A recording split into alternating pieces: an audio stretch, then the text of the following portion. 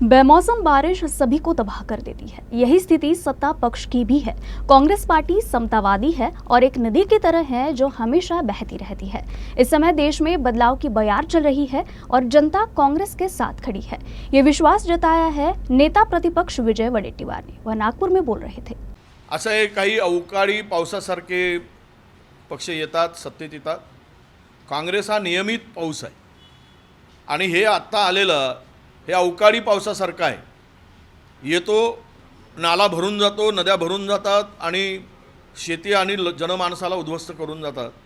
अशा प्रकारे या आत्ताच्या सत्ताधाऱ्यांच्या पार्टीची पक्षाची स्थिती आहे। जेवढा नाला लवकर भरतो नदींना म्हणजे आणि लवकरच तो ओसरतो, पण काँग्रेस हा निरंतर वाहणारा पक्ष आहे। निरंतर वाहणारा जसं नदी नाले असतात त्याप्रमाणे त्याला समुद्र म्हणतात। पण हा विचार आणि ज्या विचाराने हा पक्ष उभा झालेला आहे तो विचार देशातील जात पात धर्म पंथाला गाळून माणुसकीचा पक्ष म्हणून किंवा मानवतेचा विचार म्हणून आणि सर्व जाती धर्माचा सन्मान करून सर्वांना न्याय आणि हक्क देणारा पक्ष म्हणून जनता बघते आहे।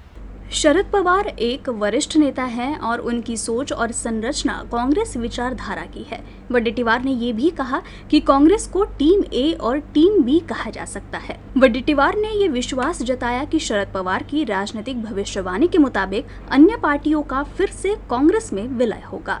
म्हणून पवार साहेब म्हणतायत की 24 नंतर हे सर्व पक्ष काँग्रेसमध्ये अनेक पक्ष काँग्रेसमध्ये विलीन होतील, अनेक पक्ष।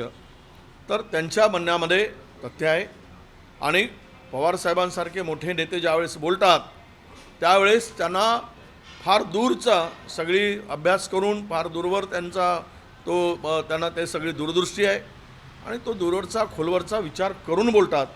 त्यामुळे मला वाटतं की यामध्ये 24 मध्ये सत्ता परिवर्तन होणार आणि भरकडलेले काही पक्ष इकडे तिकडे गेलेत त्यांना दबावामध्ये आणून त्यांना प्रेशर टाकून ती सर्व एक ताकदीची मोठ सर्व काँग्रेसमध्ये येईल आणि काँग्रेस पुन्हा या देशाची धुरा मजबूतीने सांभाळेल। इस दौरान वडेट्टीवार ने प्रधानमंत्री मोदी के साथ साथ बीजेपी पर भी निशाना साधा। वडेट्टीवार ने कहा कि विकास कार्य नहीं हुआ है, इसलिए अब समझ आ गया है कि मंदिर के नाम पर वोट मांगे जा रहे हैं। नाही, ते निवडणूक हारताना त्यांना हिंदू मुस्लिम भारत पाकिस्तान 10 वर्षाची उपलब्धी सांगता येत नाही म्हणून हे रडगाणं ते नेहमी करत असतील, करत राहणार। त्यांना आता मतं विकासावर मागण्यासाठी काही केलं नाही, त्यामुळे मंदिराच्या नावाने मागायचा, त्यावेळी हिंदू मुस्लिमांच्या नावाने मागायचा, भारत पाकिस्तानच्या नावाने मागायचा। कारण चीनच्या नावाने ते मागू शकत नाही, कारण चीननी 4000 स्क्वेअर किलोमीटर भारतामध्ये जमीन भडकावली आहे। 56 जे आमचे सर्चिंग पॉईंट होते त्यातील जवळपास 33 सर्चिंग पॉईंटवर आमचे शिपाई जाऊ शकत नाही, इतकी कोंडी केली, त्यावर ते बोलू शकत नाही। त्यामुळे ते मतदानासाठी भारत पाकिस्तान बोलत राहतील। तरी पण देशातील जनता त्या अशा बनवाबनवीला जुमलेबाजीला थारा देणार नाही, हा आम्हाला विश्वास आहे।